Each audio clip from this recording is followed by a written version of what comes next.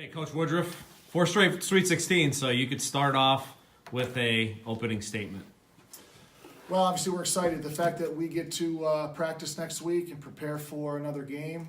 I said yesterday that I just want to be able to stay with this team as long as we can, because they're a great group and they're giving us everything they got. And when you have that type of mix and chemistry, you just don't want it to end. So we're excited about that. The fact that it's the 4th, I think, speaks volumes to the consistency of the program. We've had good players. We still have good players, and they're willing to do the tough things to deserve victory. Nobody hands us anything, and the kids earn everything that they get. And so I'm happy for them. For some kids, it's the first Sweet 16. So I hope they're as excited as I was then and am now, because it's a big deal, and it should be an exciting week. Cool. Trevor, just talk a little bit about the job you guys did defensively and really stymieing them. And I think the only defensive lapse you had was the opening 2 minutes of the fourth quarter.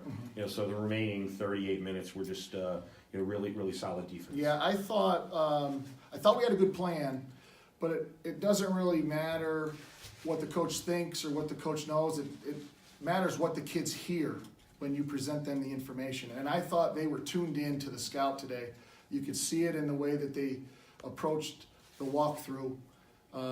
We didn't have to do too many things multiple times. We gave it to them and they absorbed it, and you could see that they understood and were ready to go. So the defenses, that's what we're about.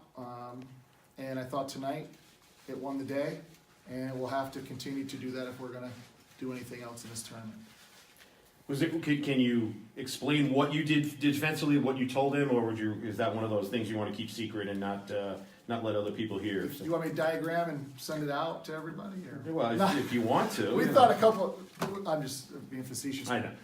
I really thought the transition defense was the first most important thing. That was our number one key to the game, transition defense. And we had some lapses. I mean, they're terrific. Those guards going downhill full speed are very, very difficult to stop.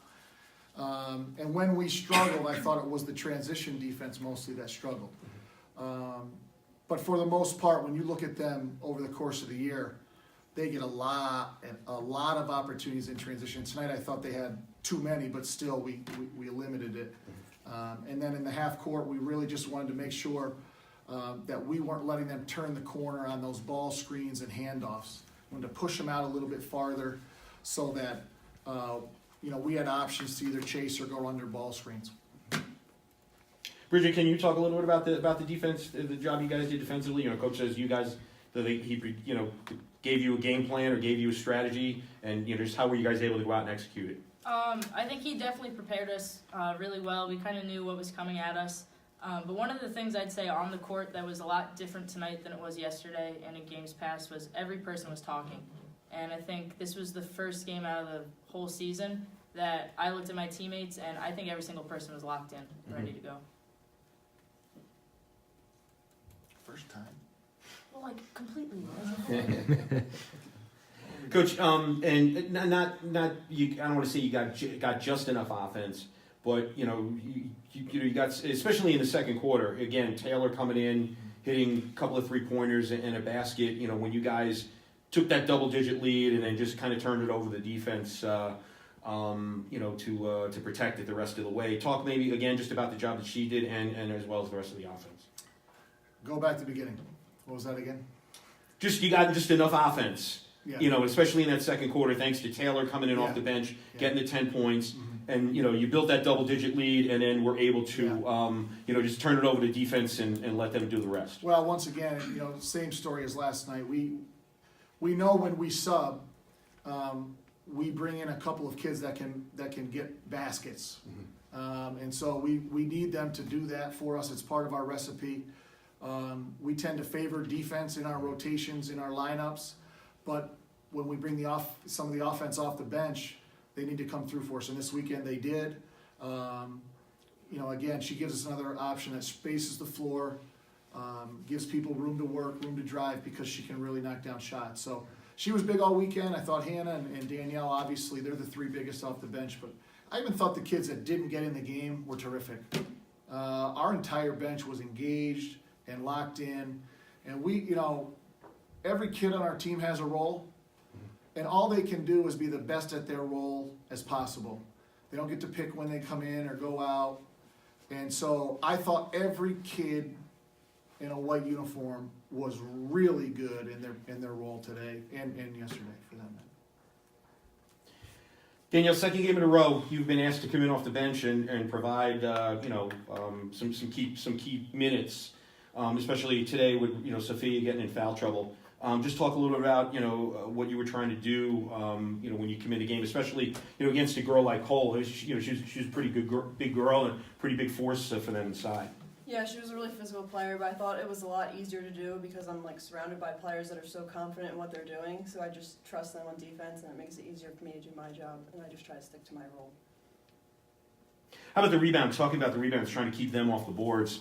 They got some. They had 12 offensive rebounds, but I think a lot of them were just a long, kind of long variety, hitting the back iron and coming back out and everything. How you guys were able to kind of keep them off the boards as best as possible. Yeah, I think we went into the game knowing that was a huge part of it, and keeping them off the boards was key. So we just stuck to it the whole time. First two NCAA games. Is this fun? Yeah, very exciting. Again, I mentioned Bridgette. Probably the only time you guys had a little lapse defensively was the opening of the fourth quarter where they got to within 6. What was Coach some of the things he was saying in that timeout to get keep it clean, to get you guys back on track in that? To be honest, I think it was a deserving kick in the butt kind of thing. But no, he told us it's not over yet, and Johns Hopkins is the type of team that you can't give defensive lapses or take plays off because they're going to take advantage of it. And it was just a quick reminder that we got to keep doing what we're doing, and we did everything right for the last 30 minutes. You got to finish strong. Trevor, how big was Mackenzie's 3 coming out of that timeout? Probably the biggest shot of the game. I thought the same thing when she made it. I thought it was a big shot because they had cut into, I think, got to single digits. Maybe was it 9? They were down 6. Yeah. 6. No, it was 6. Yeah, they got to 6. So obviously a huge shot, and it wasn't. She didn't get a lot of clean looks today. I thought they did a terrific job defensively of covering her up. But it's just the fact that you got a veteran player. She finally got a clean look at the basket, and she made it. And that's what you have to do this time of year. You get a few opportunities. The team that takes advantage of them has a better chance to win. And so that was a huge play for us, just to, deep breath, exhale. Okay, let's finish this thing. And then you were able to finish. The rest of your points came from the foul line. Right. So you're able to, Yeah. We started, I think, maybe after the media timeout, we started to play possession basketball, meaning if we scored, great. I just thought if we eliminated enough possessions, we could get enough stops to win the game. Whereas if we didn't score another point, could we win?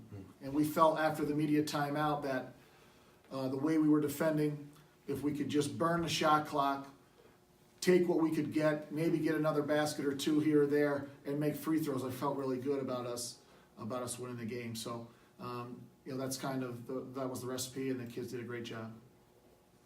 By the way, I never called a timeout in the game. They called it a media timeout. I never called a timeout. No? Not once. I don't know why they called me. I don't know what to tell you. So, you guys got Newport in the Sweet 16. They were up by 30 late in their game. Really? So they and the other two are going to be Tufts and Messiah. So I know you don't want to look beyond that, but just talk about now playing Sweet 16 against a Christopher Newport team that you guys have played in the Sweet 16 before. Yeah, well, I think probably other than Bridgette, we're a brand new team since we've played them. I know most of his team has rolled over.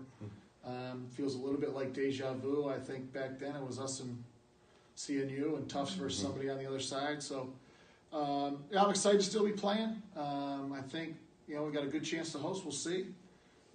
Hopefully, but if not, it doesn't matter at this point.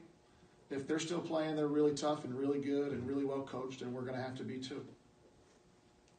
Girls, anything to add to that? Getting playing.